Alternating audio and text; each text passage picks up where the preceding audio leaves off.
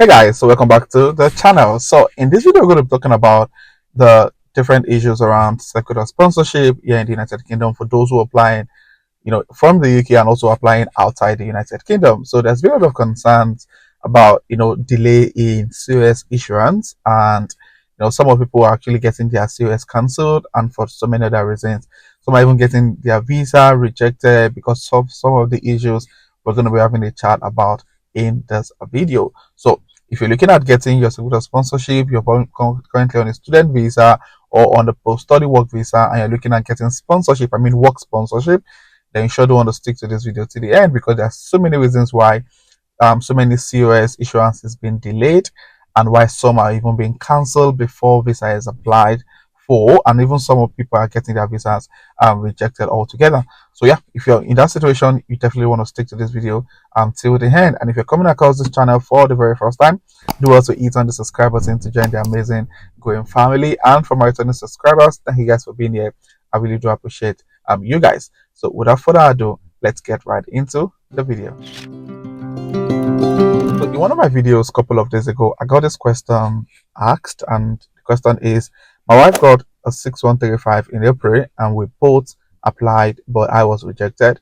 So I moved to the graduate visa because I was a student. Is it advisable to apply even though I just got my graduate visa 1 month ago?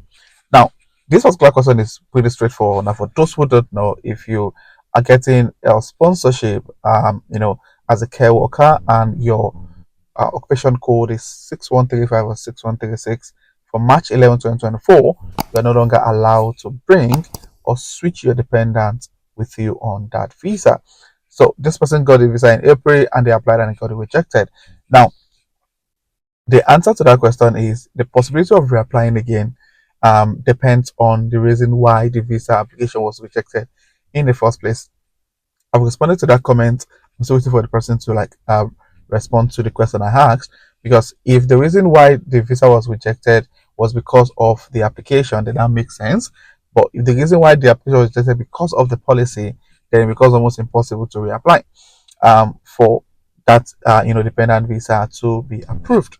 So, but yeah, but the truth is there's so many people who are still getting sponsorship despite the fact that their main applicants COS are 6135 or 6136. I think it all boils down to the discretion of the caseworker. So the caseworker can say, oh, even though you can apply for a dependent visa, however, based on your dependent, I think I'm convinced that your dependent should also apply. Then that makes sense. They can actually approve that based on their discretion. So yeah, I think the answer to that question is it depends on the reason why it was rejected. If the reason on your application was that, oh, probably you didn't put in some information, provided some documents, then you can reapply.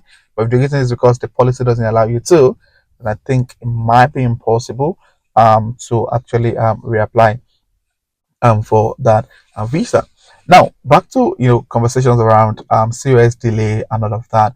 Now, there's been so many reasons why people COS has been delayed. I've got a very close family friend who got a visa. I've got a COS. I think the employer promised them the COS before their student visa expires, but for some reason, so I'm going to be a bit hypothetical about the date. So, for example, their visa was supposed to expire on the 31st of August 2024, and the sponsor the sponsor said, or the employer said, he can only issue the COS on that same day. So it's quite a big risk because the person has got family, kids, and a wife, and waiting till that day was a bit risky for them. So apparently they waited till 31st of August, but there was a little bit of delay and issues that the employer couldn't provide us COS on that 31st of August. So what we did basically is we told the wife, who was the primary applicant, who was a student, to apply for her own visa, and also the kids apply for theirs, and the guy also applied. But for some reason, they had like lots of technical issues during the application. Payment was not received by Home Office, all of those issues. Now, to cut the long story short, the sponsor was eventually able to provide the COS on the 3rd of August 2024. 3rd of September, rather, was able to provide the sponsorship on the 3rd of September 2024, which was 3 days already after the visa had already expired. They paid, the IHS fee for the graduate route visa. done all of your application, and they're just waiting for the Home Office to approve the guided road visa application. So the point now is that what then happens now that the COS has been provided, why was the COS delayed in the first place? So there are so many reasons why your COS has been delayed, and it all depends on what situation you are at that particular time. Now, one of the major reasons why your COS may be delayed might be because of the whole plan to reduce net migration. They're trying to see if there's really a need for you to be sponsored by, by your employer. And that major reason is that there are so many other additional rules that's been put in place, especially, the government trying to avoid exploitation of the health and care visa route.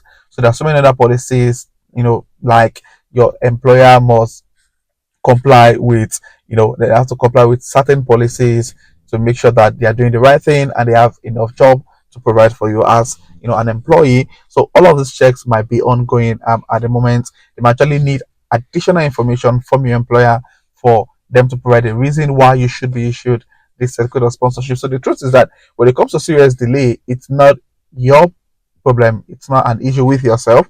It's definitely something that your employer needs to fix. So it's out of your control. Basically, that's the summary. It's out of your control. So one just needs to follow up with employers to see that they are not actually delaying in providing the information required by the Home Office to ensure that your certificate of sponsorship is issued. But for me, I think it's usually faster with the NHS, especially if you get a job with the NHS and your role requires COS.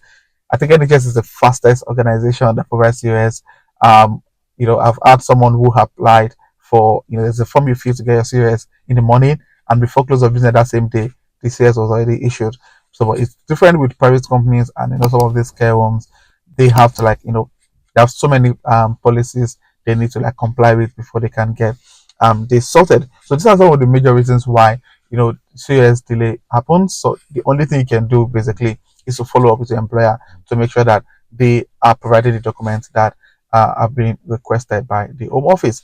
Now, back to the OCOS cancellation thing. Now, the thing is, getting your COS cancelled is definitely based on, especially if you don't have any issue with your employer and you're not being sacked or made redundant at work.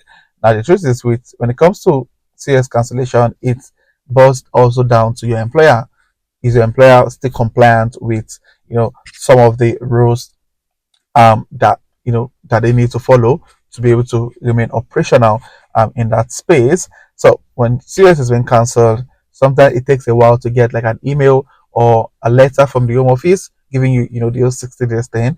It might take a while, so it's really important that the moment you see that your COS has been cancelled, or you go on gov.uk, you can see that your employer is no longer under the list of sponsored of licensed sponsors.